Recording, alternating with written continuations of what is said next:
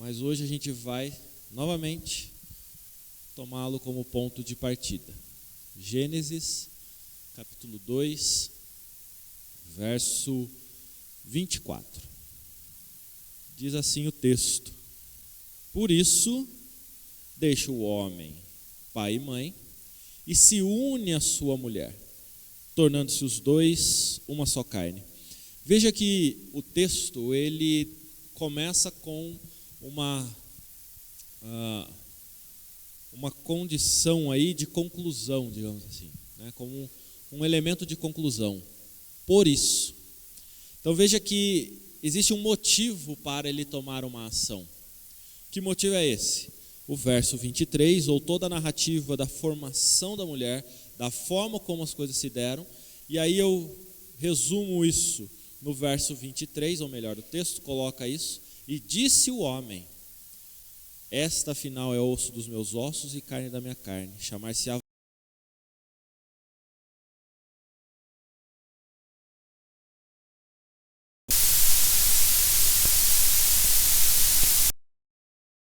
de que a mulher, ela não é como as outras criaturas, a mulher, ela não é como um objeto, como qualquer outra coisa, mas ela é da mesma essência da minha carne, osso dos meus ossos. Portanto, chamar-se-á varoa, porque do varão foi tomada. Isso nos dá o sentido de unidade. Por isso vem a afirmação que vai chegar um momento onde o homem vai deixar pai e mãe e se unirá à sua mulher. O que isso significa? Que o homem, e veja que é interessante, porque a gente não está falando que a mulher vai deixar, e aqui não é sentido de humanidade também. Aqui ele está falando de forma muito clara que o homem deve vínculo com os pais, para que agora ele possa se colocar, se projetar como alguém independente do pai e da mãe, porque agora ele constitui um novo núcleo. O pai e a mãe eram o núcleo junto com sua prole. Agora ele tem que constituir um novo núcleo familiar. Por isso que ele deixa pai e mãe. Não é abandonar. Afinal de contas, temos que honrar pai e mãe. Não é desprezar. Não é não dar ouvidos. Mas é você constituir a sua família a partir da união com a mulher. Por isso, deixa o homem pai e mãe e se une à sua mulher. E ao se unir à sua mulher, o que acontece? Conclusão do versículo: tornando-se os dois uma só carne. Volta-se, portanto, à essência do verso 23, que da carne da minha carne, osso dos meus ossos, formando um só. Percebe a unidade? É isso que o Gênesis está colocando como projeto de Deus. Existe uma unidade, um vínculo,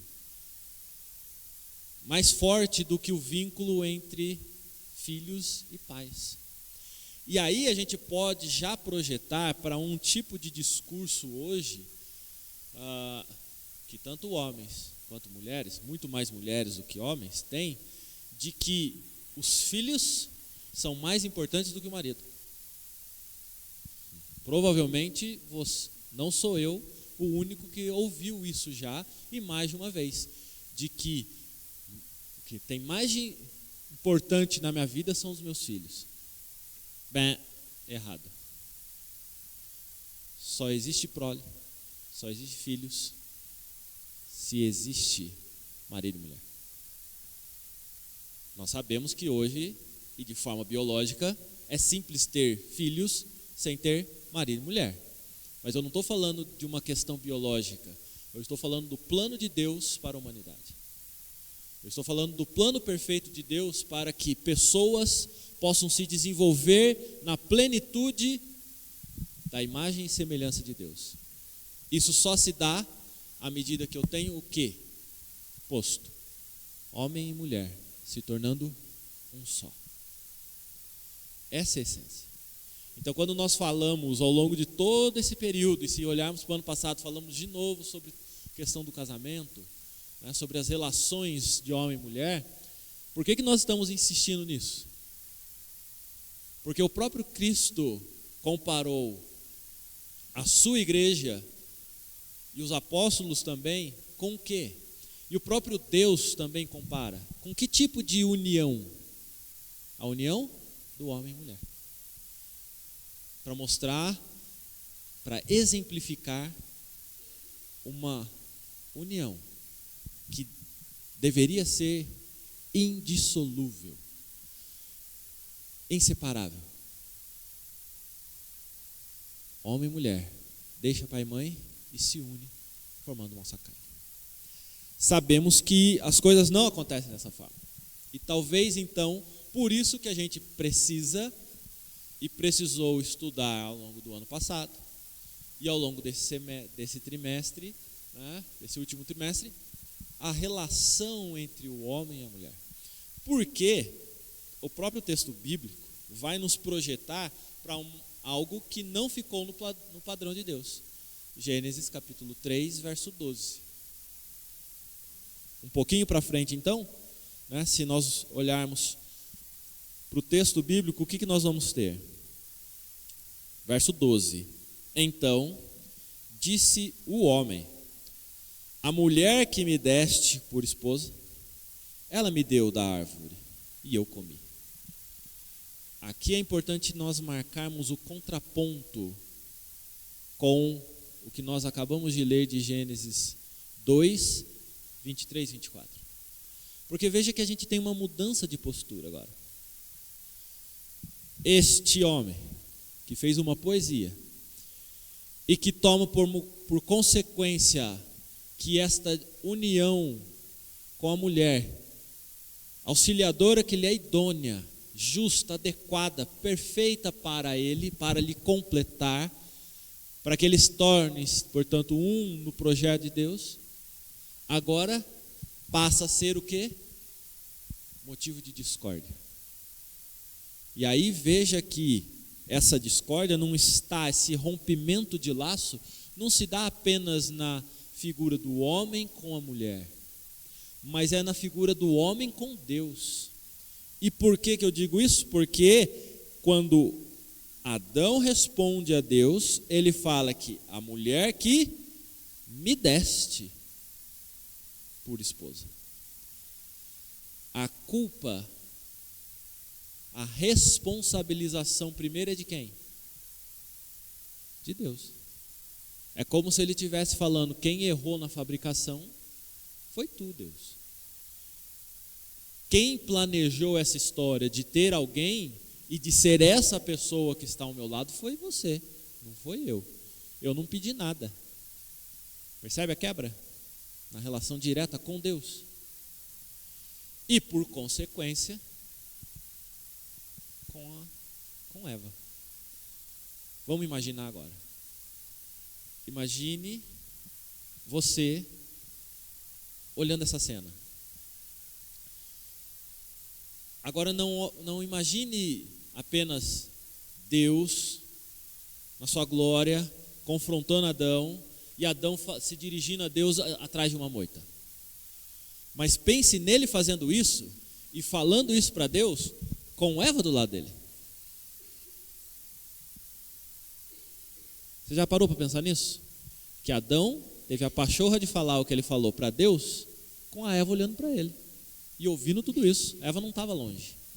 Eva estava do lado dele. E aí eu pergunto para você, mulher, se o seu Adão fala um negócio desse para Deus, na sua frente, você vai ficar feliz da vida? Você vai se sentir a pessoa mais amada do universo. Você vai se sentir a pessoa mais acolhida. Você vai se sentir a pessoa mais protegida. Você de fato vai lembrar do que ele disse antes, de que você era a pessoa ideal para a vida dele. É isso que você vai lembrar? É isso que você vai trazer para o seu coração? Provavelmente não. E aí, nós podemos transportar da cena Adão e Eva para o nosso casamento, para a nossa relação marido e mulher, para aquilo que nós falamos, para aquilo que nós, para a forma como nós direcionamos a nossa fala, e às vezes não é nenhuma fala direta para a pessoa, mas a pessoa está ouvindo, e a pessoa está sabendo o que você fala, o que é até pior, porque eu não falo direto para a pessoa, mas eu falo para um terceiro, eu envolvo outra pessoa, e aí vou voltar no contexto, né, de deixa pai e mãe. Imagine então o que é você, cônjuge, saber que o seu cônjuge fica falando mal de você para o papai e para a mamãe dele. Entende? É Adão falando para Deus, olha, a culpa é sua. Ou Adão, agora marido, falando para o pai e para a mãe, ou até falando para o sogro e para a sogra, né?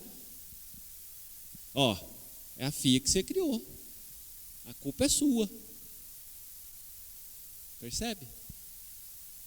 A terceirização da responsabilidade. Parece que aquilo ficou só ali, mas vamos olhar um pouco para a figura do homem hoje. E o quanto que os homens hoje estão responsabilizando, terceirizando a sua responsabilidade para outros. Quantas mulheres são ditas mães solteiras? Quantas crianças nascem e não tem registrado na certidão de nascimento o nome do pai? Quantas que, embora tenham registrado o nome do pai, não tem convivência alguma com o pai? E isso não é de hoje. Talvez hoje a gente tenha uma acentuação disso. O que é isso senão a responsabilização, a terceirização do dito problema, daquilo que eu sou confrontado para outro? É nesse caminho que nós percebemos a humanidade hoje, o homem hoje, aqueles que tiveram a cria, e eu vou tratar pejorativamente dessa forma, né? A cria, porque não tiveram filhos, eles tiveram uma cria, porque eles não consideram como filho, eles não tratam como filho o fruto da relação sexual que eles tiveram com uma mulher. O que eles estão fazendo? Se não se eximindo da responsabilidade que Deus deu a eles. Tem até um termo hoje, né? Abandono parental, né? Ele se dá, na maioria das vezes, por quem? É pela figura da mulher? Não, é pela figura do homem. Então nós, como igreja, como servos do Senhor Jesus Cristo, como homens que entregamos nossa vida a Jesus e reconhecemos a palavra de Deus como regra de fé e prática para a nossa vida, o que nós devemos fazer com a nossa vida, portanto? Ser exemplo contrário a esta prática. A responsabilidade, portanto, ao olharmos para o nosso contexto de igreja, é primeiro pensar que isso nem deve ser cogitado em nosso meio, tal tipo de postura dos homens. Segundo, que é a partir da nossa postura que o mundo vai entender que o caminho que eles escolheram é errado e que só traz maldição. É a partir disso, do nosso exemplo. Então nós, como pais, devemos celebrar o Dia dos Pais, não satisfeitos e felizes com os presentes, com o feliz Dia dos Pais, Isso é bom e agrada o coração.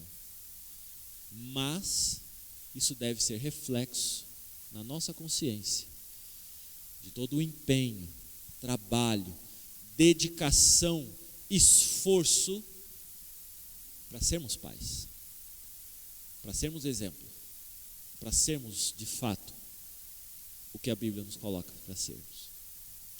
Falei de um aspecto da terceirização, do abandono, mas aí a gente avança, né?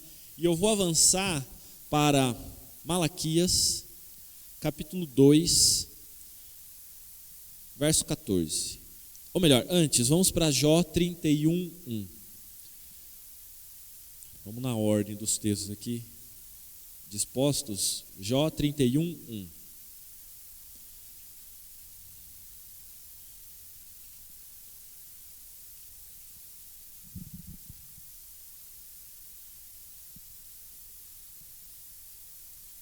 Jó, capítulo 31, verso 1, ele nos diz o seguinte: fiz aliança com os meus olhos, como, pois, os fixaria eu numa donzela? Que porção, pois, teria eu do Deus de lá de cima, e que herança do Todo-Poderoso desde as alturas? Jó, já chegando nos finalmente, veja que na reflexão que ele tem, no diálogo que ele tem com Deus, diante de todas as possíveis acusações que foram feitas a ele, para que ele pudesse ter como paga, consequência, aquilo que ele estava vivendo, né? Então, o contexto é, Jó teve um momento de desgraça plena na vida dele. A culpa é de quem? E aí ele tem a mulher, ele tem os amigos e todo mundo culpando ele. E aí ele começa a pensar e conversar com Deus sobre os possíveis pecados que levariam ele a ter isso como consequência na vida dele. E chega num ponto aqui no capítulo 31, verso 1, que ele vai no seu papel como esposo. E ele fala: como, Senhor, como é que eu posso cogitar fixar os meus olhos numa donzela? Casado. Porque veja que fiz aliança com os meus olhos. Isso significa que eu já cravei os meus olhos em uma mulher. O meu desejo está direcionado para uma só. Fiz com ela uma aliança. Como que eu posso destinar o meu desejo para outra mulher? Não satisfeito com o que eu estou falando? Vamos para o verso 9 para confirmar isso. Se o meu coração se deixou seduzir por causa de mulher, se andei à espreita à porta do meu próximo, então moa a minha mulher para outro, e outros se encurvem sobre ela. Encurvar sobre ela é exatamente o que você está pensando, né? Ele está falando o seguinte: olha, se eu abandonei o meu laço, a minha aliança, se eu abandonei o meu compromisso, de fato que vem a paga do Senhor, que eu reconheço que é grande. Porque que porção, pois, teria eu do Deus lá de cima, e que herança do Todo-Poderoso? Acaso não, verso 3, acaso não é a perdição para o iníquo e o infortúnio para os que praticam a maldade? E aí nós vamos para um contexto, um recorte de uma reflexão que Jó faz, mas para uma constatação que nós temos hoje de outra postura dos homens que se deixam levar pelo brilho do olhar. Fiz até riminha agora, né? Que se encantam pela sedução de outra mulher que não a que ele firmou um compromisso. E novamente, quantas histórias nós conhecemos de homens que abandonam o lar pelo rabo de saia, ou que não abandonam o lar pelo rabo de saia, mas trazem para debaixo do seu convívio familiar, escondidinho, a relação com outras mulheres.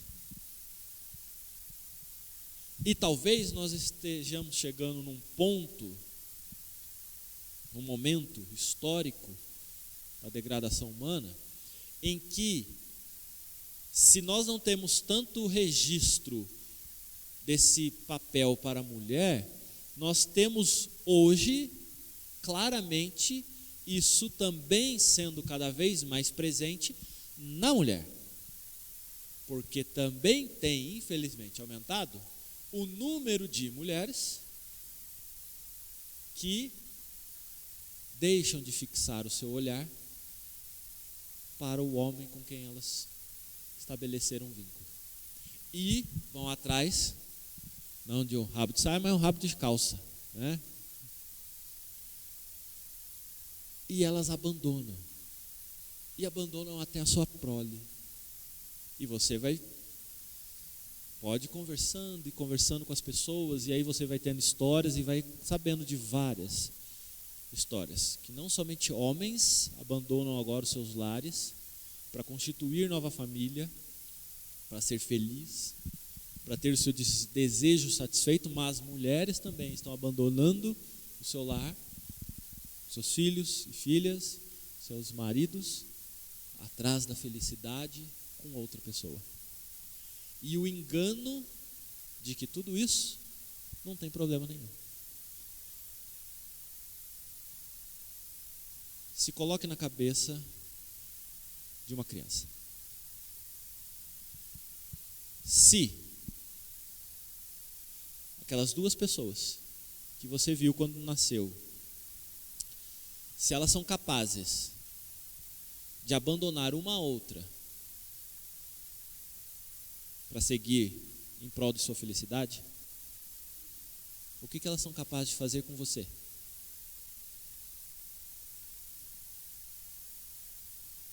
Percebe o trauma? Percebe o trauma aí? Aí eu posso pensar em outros traumas. Tanto no menino ou na menina, ao olhar para o pai e para a mãe, nessa quebra de confiança, nessa traição, como que ele vai projetar no seu relacionamento com homem e mulher a expectativa sobre o outro? O que ele aprendeu? Na carne. É que o laço que ele cria e o vínculo que a pessoa cria com ele é eterno? Até que a morte o separe? Não. É que a qualquer momento você pode ser traído. É que a qualquer momento o desejo do outro pode falar mais alto e você ficar sozinho nessa história. E não, portanto, não são poucos os casos de homens e mulheres que se unem a alguém, mas sem se unir de corpo e alma, digamos assim. Quantas pessoas vocês já conversaram que estavam prestes a casar e que já falaram, se começou com si já não deu certo, né? Se não der certo, se for sem vergonha, se acontecer isso, se acontecer aquilo, eu já parto para um compromisso com uma partícula condicionante, com um contrato de rompimento ali já, com um artigo de rompimento de contrato, né? Eu vou para lá, mas eu posso voltar a qualquer momento. Eu tenho um contrato com um termo de distrato. A hora que isso não for mais conveniente para ambas as partes, ou nem precisa ser para ambas as partes, para uma só, eu rompo o contrato de forma unilateral. Pronto. Usando termos jurídicos aqui. E está tudo certo com isso. Percebe? Não somente em termos sociais, mas biblicamente a gente tem um marco importante. O que configura o casamento? O que é o marco do casamento?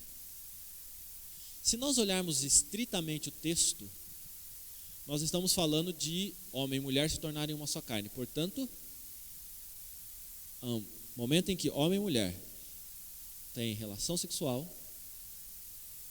conjunção carnal, eles estão se tornando uma só carne. Poderíamos partir daí que então é isso. Eu tenho vontade, nós conversamos, nós acertamos, é isso, vamos lá. E aí a gente consuma o ato. E até é interessante o termo consumar, e aí a gente volta nisso depois. Consumamos o ato sexual, pronto, agora estamos vinculados um ao outro eternamente. Tá certo? Não. E por que não está certo?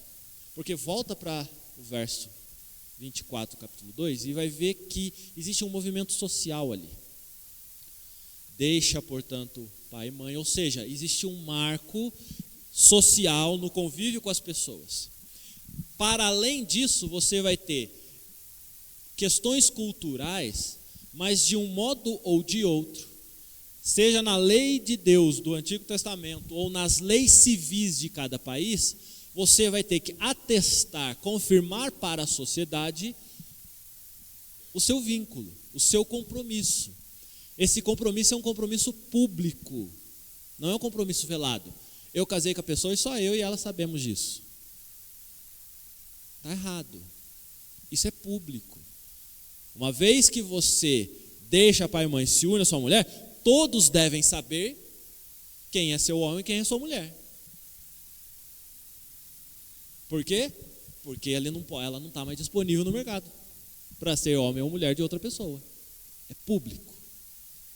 Então nós transportamos isso para o contexto civil e existe igreja presbiteriana não casa ninguém. Diferente da posição católica, até que é um sacramento. Né? Mas o que nós reconhecemos é que homem e mulher, de forma pública, devem anunciar e registrar isso para o Estado, que eles são homem e mulher.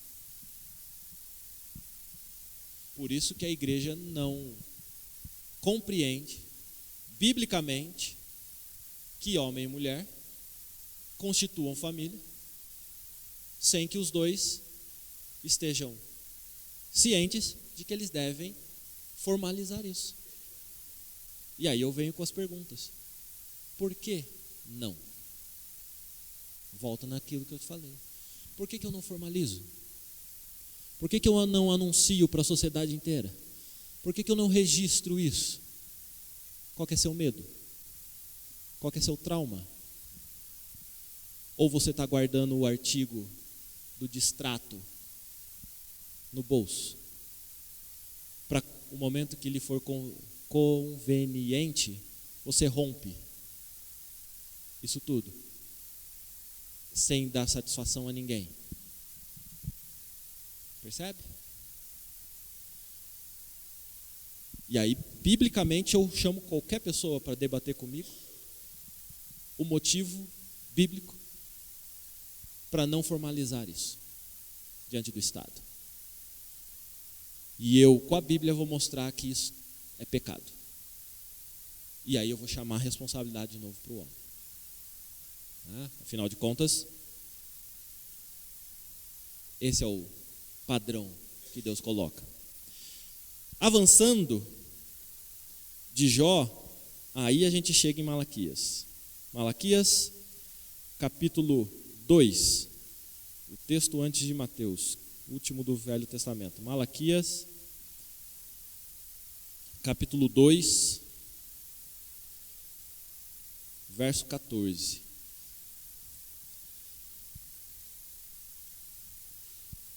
Às vezes eu até acho que quando eu falo de forma muito dura. Mas quando eu comparo com alguns profetas de Deus, eu vejo que eu sou até mais tranquilo. Né? E Malaquias é um dos homens de Deus, profetas de Deus, que ele é de uma objetividade, que é quase que como se ele chegasse, no dito popular hoje, dando voadora. Né?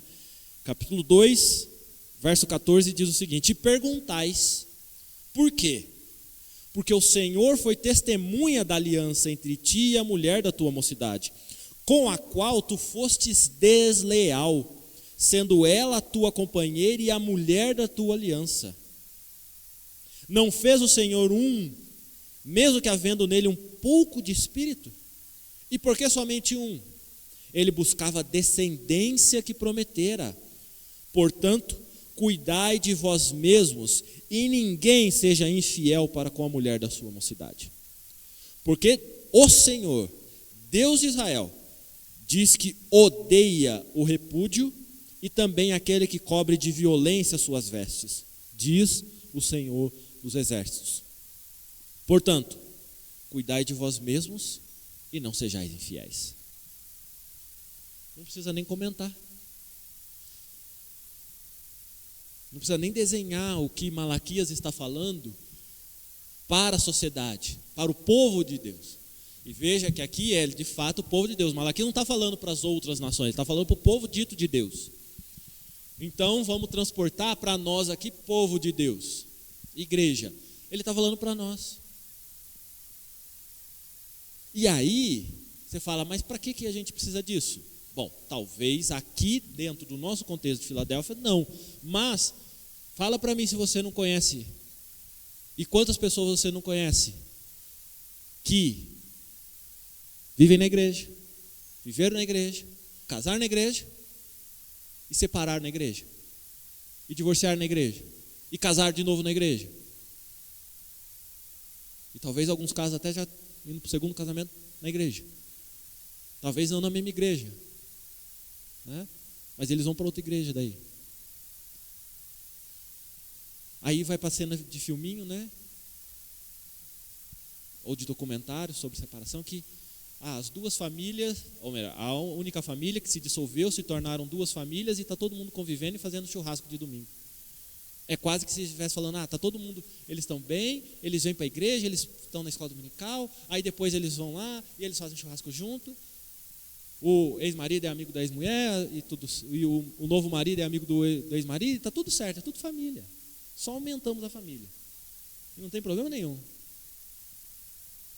Está tudo bem. Bem para quem? Ou melhor, bem de que perspectiva? Deus é claro, na boca do profeta, onde ele diz o que? Verso 16, sobre a separação. O que ele diz sobre a separação? Deus se agrada? Deus está tranquilo com isso? Porque o Senhor, Deus de Israel, diz que odeia, despreza, abomina o repúdio. Repúdio esse com previsão legal na lei de Deus, onde o homem poderia repudiar a sua mulher. O que significa isso? Separar. Desde quando Deus está contente com a quebra do vínculo, do laço? Desde quando? Desde nunca. Portanto, este é o plano de Deus. Um caminho que deveria ser sem volta. E aí, a gente tem que pensar muito bem antes de tomar essa decisão. Ninguém forçou você, pelo menos que eu saiba, né, a se casar com quem você casou. A gente até ouviu histórias antes de casamentos arranjados e forçados, impostos, né? Mas eu acho que isso já deixou de existir há um bom tempo, pelo menos no nosso contexto. Existem outros contextos que isso ainda existe, né? Mas, se você teve a livre escolha de estar com quem você está, de constituir família com quem você constituiu, como que foi isso? Baseado em quê? Em quais parâmetros? Você escolheu. Portanto, agora,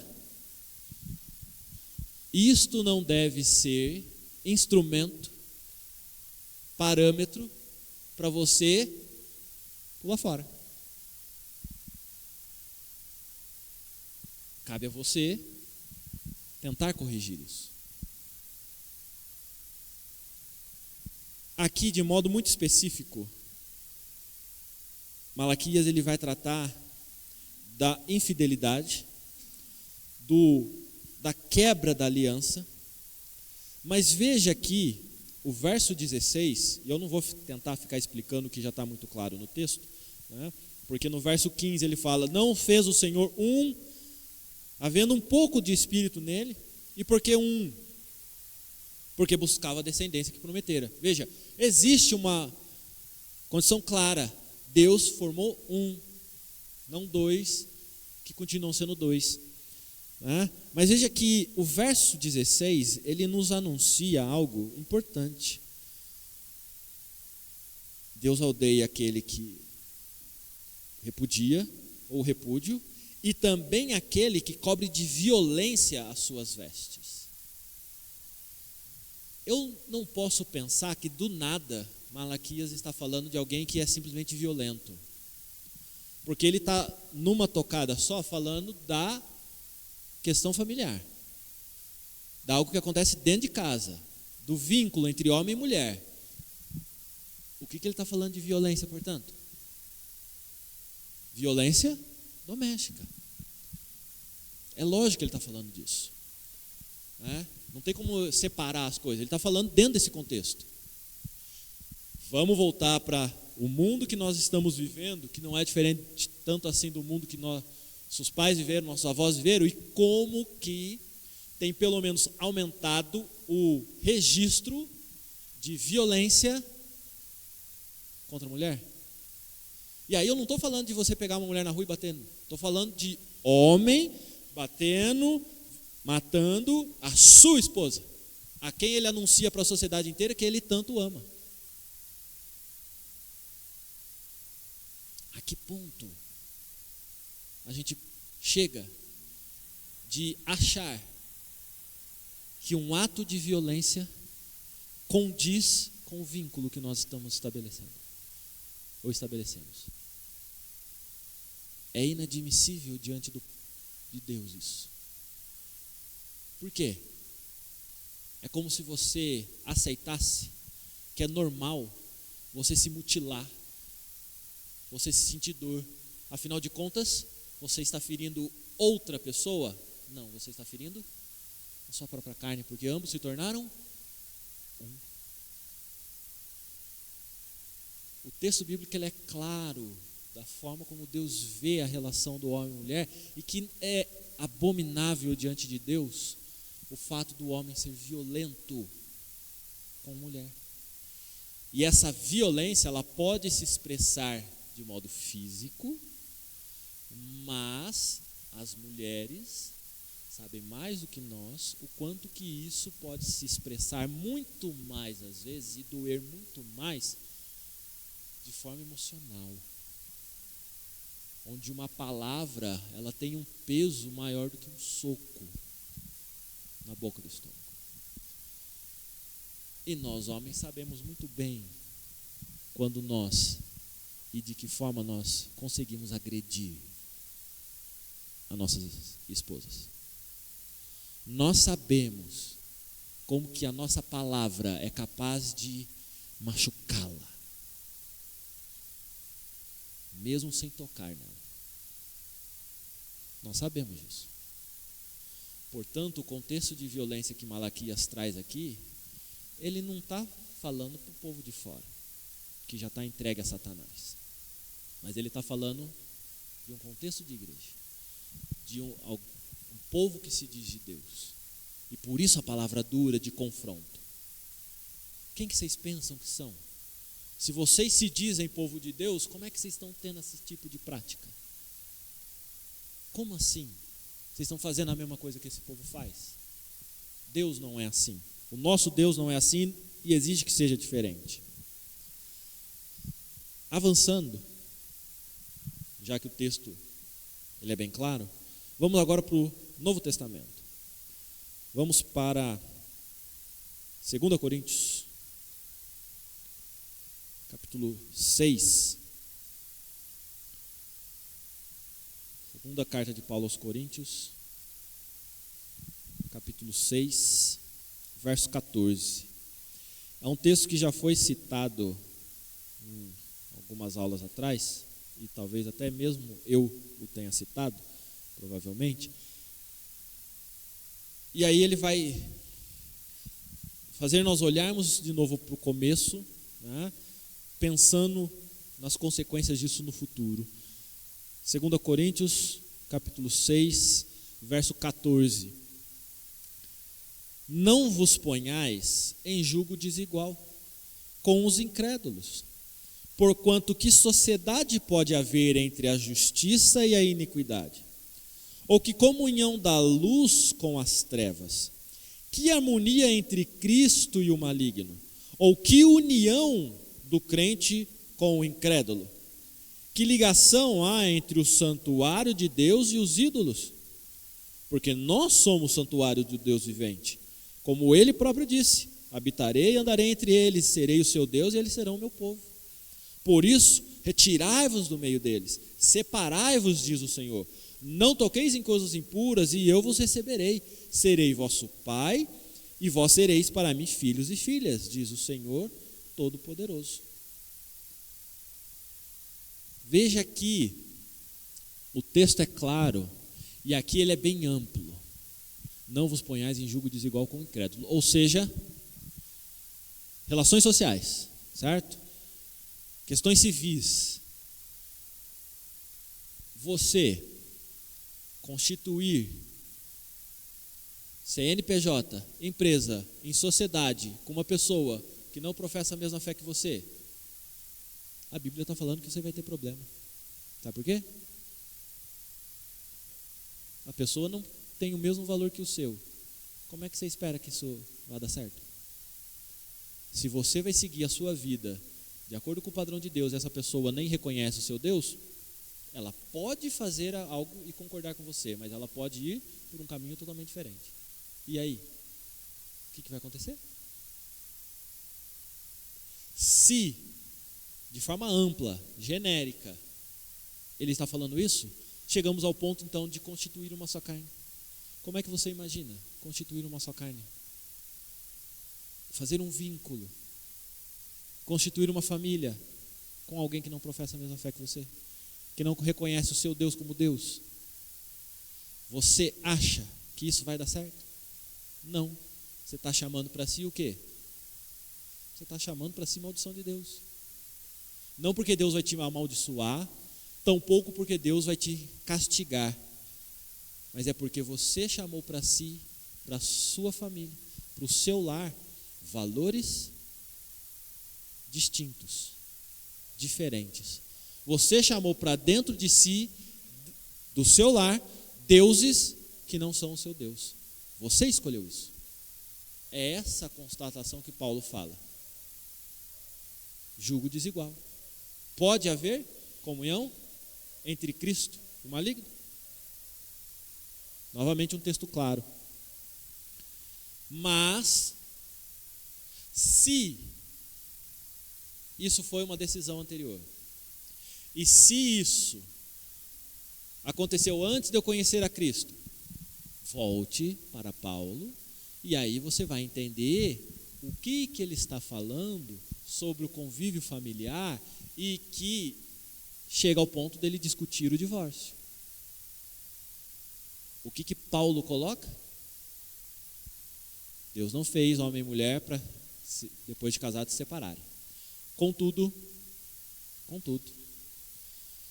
uma vez que nós chegamos nesse ponto onde você tem o crente e o descrente, e isso ele já está considerando a condição pós-conversão, ou seja, um dos dois se converteu e o outro não, aquele que não se converteu, não contente com a postura do convertido, pede divórcio, pede para romper o laço. Aí Paulo compreende que isto é aceitável permitido diante da lei de Deus, porque eu estou rompendo o laço entre o incrédulo e o crente. Mas partiu de quem isso? Do incrédulo ou do crente? Do incrédulo. E aí nós vamos entender o que Paulo fala sobre o bom proceder da mulher no lar, para que o marido, se não convertido, para que o lar, que de forma geral não está abençoado, seja abençoado. Pelo bom proceder da esposa, o lar é santificado. No contexto onde o homem não é o que serve ao Senhor. Perceba que o exemplo do crente é o quê? Um laço, um vínculo estabelecido, uma união, uma palavra empenhada, ela não se desfaz. Eu devo procurar em Deus a solução para os males, para os problemas e para todo o sofrimento, porque o rompimento é o último caso, é o extremo.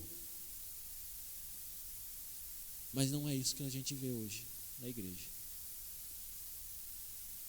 Infelizmente. Caminhando, avançando um pouco mais, Hebreus, capítulo 13, verso 4. Hebreus, capítulo 13, verso 4.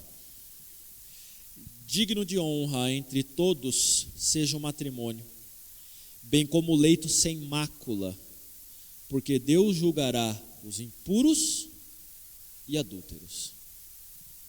Digno de honra é o leito sem mácula, sem pecado, sem mancha. Deus julgará. Veja que aí não é uma relação da sua consciência, mas é com você mesmo. Deus vai julgar. Nunca se esqueça que Deus há de julgar o nosso proceder. Por isso a minha consciência diante de Deus, sendo crente e o outro descrente, e esse descrente saindo, eu posso, em certa medida, como Paulo fala, ficar em paz, porque não partiu de mim esse quebra de vínculo.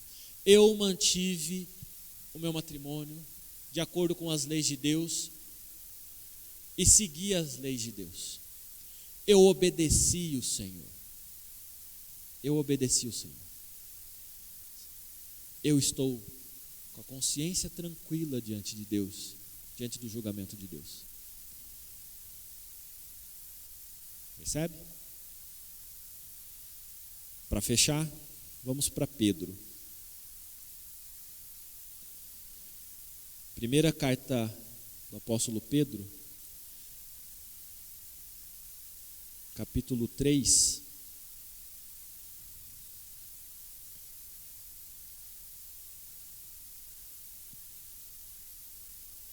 Primeira carta de Pedro, capítulo 3.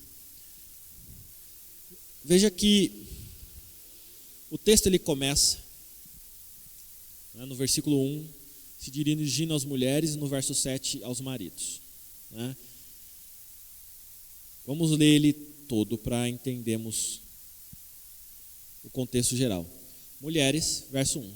Sede vós igualmente submissas a vosso próprio marido, para que se ele ainda não obedece à palavra, seja ganho, sem palavra alguma, por meio do procedimento de sua esposa, ao observar o vosso honesto comportamento cheio de temor. Não seja o adorno da esposa o que é exterior, como frisado de cabelos, adereços de ouro, aparato de vestuário.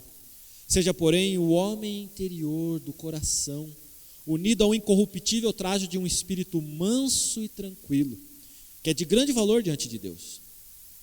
Pois foi assim também que a si mesmas se ataviaram outrora as santas mulheres que esperavam em Deus, estando submissas a seu próprio marido. Como fazia Sara, que obedeceu a Abraão, chamando-lhe Senhor, da qual vós vos tornastes filhas, praticando o bem e não temendo perturbação alguma. Maridos, vós igualmente vivei a vida comum do lar, com discernimento, e tendo consideração para com a vossa mulher como parte mais frágil. Tratai-a com dignidade, porque sois juntamente herdeiros da mesma graça de vida, para que não se interrompam as vossas orações. Pedro fala de muita coisa, e daria para a gente ficar aqui cada versículo um final de semana, né? Mas veja que, qual que é a ideia, o plano que Pedro tem aqui, ao falar do marido e da mulher. Ele vai tratar diretamente, muito provavelmente, do que está no coração do homem e da mulher. Quando ele fala, mulheres, sede vós igualmente submissas ao vosso próprio marido, a gente volta para o contexto de Gênesis, de quem não seguiu as orientações de Deus. A primeira a ser seduzida foi Eva. A primeira a ser seduzida, de ter independência, de ser poderosa, assim como Deus, foi Eva. Porque a serpente disse a ela: é certo que se comerdes da árvore, não morrereis. Pelo contrário, sereis como Deus.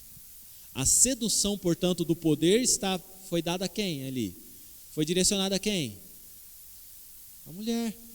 E, portanto, Pedro está indo exatamente nesta sedução. Corta agora para o verso 7. Qual foi o papel de Adão nessa história? Não competia a quem Deus deu o mandamento. Não foi a Adão? E perceba que ambos perceberam que estavam nus e se envergonharam a partir do momento que Eva comeu? Não, né? Eva comeu, conversou com Adão e eles estavam tranquilos. Eles só perceberam o pecado quando quem comeu? Adão. Porque o mandamento era para quem? Adão. Adão competia proteger Eva. A Adão competia proteger a criação. A Adão foi dado o mandamento. Mas o que ele fez? Estava de boa. E você está dando, Eva? Então, vamos comer. Já que você está dizendo que está tranquilo, está tranquilo. Deus se enganou. Aí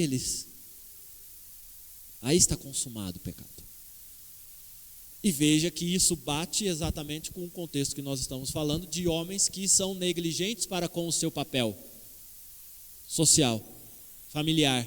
E veja que essa negligência é o que Pedro está falando. Marido, vós igualmente, portanto, tudo aquilo lá, marido, vocês não devem ficar se preocupando com o adorno. Veja, verso 3, não seja o adorno do marido o que é exterior. Porque se é igualmente, no verso 7, então eu vou para o verso 3 agora, tá? E eu vou ler tudo de novo, só que agora olhando para o marido. Não seja o adorno do esposo o que é exterior, como frisado de cabelos, adereços de ouro, aparato de vestuário. Seja, porém, o homem interior do coração, unido ao incorruptível traje de um espírito manso e tranquilo, que é de grande valor diante de Deus. Portanto, os homens que estão buscando muito mais a sua aparência, o seu exterior, e valorizar muito mais aquilo que é esteticamente atrativo, Pedro está falando, maridos, vós igualmente, portanto, não se deixem levar por isso. O que vocês devem fazer? Vivei a vida comum do lar. Como tem um homem que não gosta de ficar dentro de casa e viver a vida comum do lar? Como tem homem que não quer criar os seus filhos, não quer o aborrecimento do cotidiano do lar, e ele acha espaço para tudo, menos para ficar dentro de casa, menos para dar o suporte necessário para a sua esposa, menos para criar os seus filhos, menos para cuidar do lar. Pedro está direcionando para uma postura de homens daquela época que se repete hoje.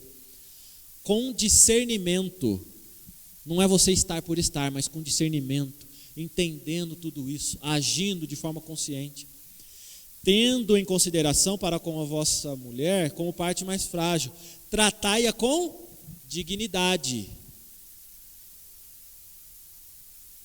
Dignidade significa o que então? Tratá-la como Deus a constituiu, imagem e semelhança dele também, como a pessoa que Deus preparou para ser a sua auxiliadora idônea. Tratai-a com dignidade. Por quê? E eu vou fechar com a conclusão de Pedro. Porque juntamente vocês dois, que são um só, são herdeiros da mesma graça de vida. A herança do Senhor,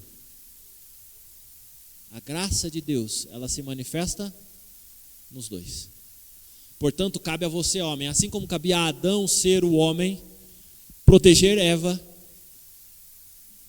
cabe a você, homem, proteger o seu lar, a sua família, seus filhos, vivendo a vida comum do lar com discernimento, não permitindo que seus olhos se encantem por coisas que não são a sua esposa. E à medida que isso é confirmado, sabe o que não vai acontecer? Não vai acontecer o rompimento de você com Deus. Porque se isso acontecer, veja o que diz o finalzinho do verso 7. Vocês devem agir dessa forma, maridos, porque para que não se interrompam as vossas orações. Se você não prestar atenção, o seu vínculo com Deus, a sua autoridade sacerdotal de conduzir a sua família a Cristo, a sua condição de poder dirigir a palavra a Deus e interceder por sua vida e da sua família, o que vai acontecer? Vai cessar.